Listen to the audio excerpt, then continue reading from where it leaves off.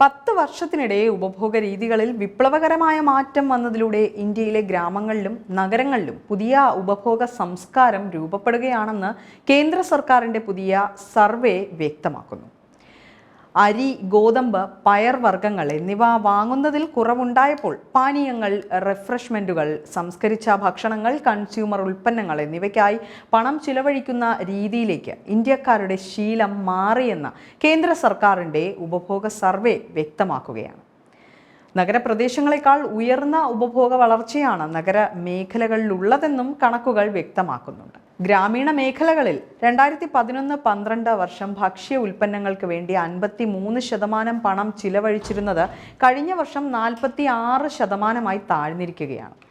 നഗരപ്രദേശങ്ങളിലെ പ്രതിമാസ ശരാശരി ഭക്ഷ്യ ഉപഭോഗം 43% നിന്ന് 39% താഴുകയും ചെയ്തു. ഭക്ഷ്യേതര ആവശ്യങ്ങൾക്കായുള്ള ചെലവ് ഗ്രാമങ്ങളിൽ 53.6%, നഗരങ്ങളിൽ 60.8% ഉയരുകയും ചെയ്തു. ഗോതമ്പ്, അരി, പയർവർഗ്ഗങ്ങൾ എന്നിവയുടെ ഉപഭോഗം കുത്തനെ താഴുകയാണ്. എന്നാൽ അതേസമയം ടെലിവിഷൻ, ഫ്രിഡ്ജ്, AC എന്നിവയ്ക്കൊപ്പം ജീവിതം കുറെ കൂടി മെച്ചപ്പെടുത്തുന്ന രീതിയിലുള്ള ഉൽപ്പന്നങ്ങൾ വാങ്ങുന്നതിന് കൂടുതൽ പണം ചിലവഴിക്കാൻ ഇന്ത്യയിലുള്ളവർ കൂടുതൽ പണം മുടക്കുന്നുവെന്നും സർവേ വ്യക്തമാക്കുന്നുണ്ട്.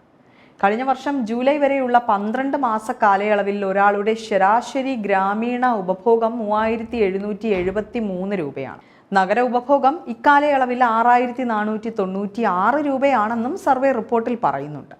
2011-12 വർഷത്തിലാണ് ഇതിനു മുൻപ് ഉപഭോഗശീലം വ്യക്തമാക്കുന്ന സർവേ അവസാനമായി സർക്കാർ പുറത്തുവിട്ടത്. 2017-18 വർഷത്തിൽ തയ്യാറാക്കിയെങ്കിലും ഡേറ്റ കൃത്യമല്ലെന്ന പേരിൽ സർവേ ഫലം പ്രസിദ്ധീകരിച്ചിരുന്നില്ല. ഇത്തവണത്തെ സർവേ ഡേറ്റകൾക്കനുസരിച്ച് ഉപഭോക്തൃ വില സൂചിക കണക്കാക്കുന്നതിൽ മാറ്റം വരുമെന്നാണ് വിദഗ്ധർ പറഞ്ഞിരിക്കുന്നത്.